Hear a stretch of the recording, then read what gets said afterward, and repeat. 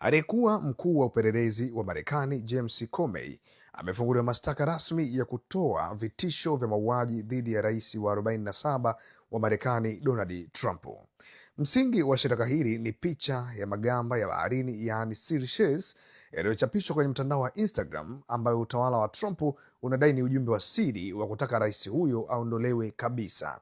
Tafsiri ya namba 8647 kiini cha mgogoro huu ni mpangilio wa magamba yaliyounda namba 86 na 47, ambapo 86 katika istilahi za mtaani, yaani slang, na kwenye migahawa nchini Marekani, namba hii hutumika kumaanisha kuondoa kitu kwenye orodha, kukataa kumhudumia mtu au kummaliza mtu.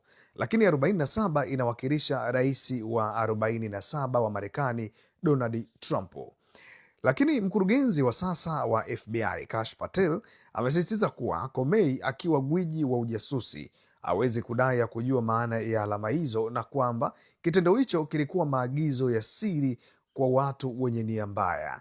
Msimamo wa Comey na upande wa utetezi, ambapo James Comey amekanusha vikali kuwa nia mbaya, akisema hakujua maana ya mtaani ya namba hizo na aliziona tu kama picha yenye ujumbe wa kisiasa ambayo baadaye aliifuta.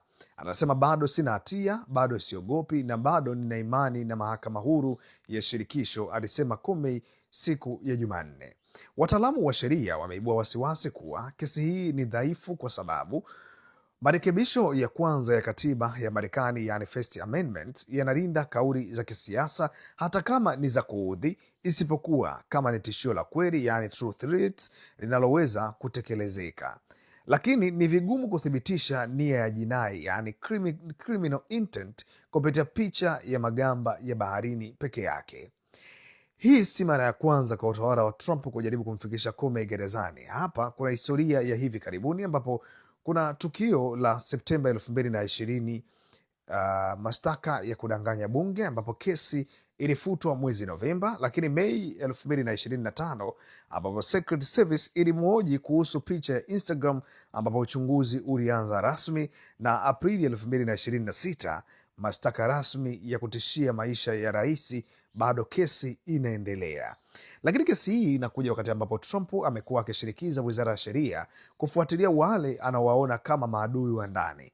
Jambo la kushangaza ni kwamba siku hiyo hiyo mahakama iliamua kuwa binti wa Comey, Maureen Comey, anaweza kuendelea na kesi yake dhidi ya utawala wa Trump kwa kufutwa kazi kinyume cha sheria, jambo ambalo linaongeza hisia za kisiasa ama kisasi cha familia kati ya pande hizo mbili.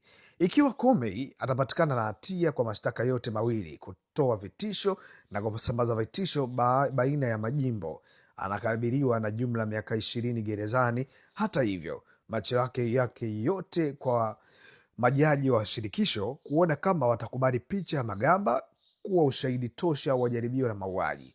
Swali ni je, unaona kuwa kutumia picha ya mitandao ya kijamii kama ushahidi wa tishio la mauaji ni hatua sahihi ya kisheria au ni mkakati wa kisiasa wa kumnyamazisha mpinzani? Well, they're back. This time about a picture of seashells on a North Carolina beach a year ago. And this won't be the end of it. But nothing has changed with me. I'm still innocent. I'm still not afraid. And I still believe in the independent federal judiciary, so let's go. But it's really important that all of us remember this is not who we are as a country. This is not how the Department of Justice is supposed to be. And the good news is we get closer every day to restoring those values. Keep the faith.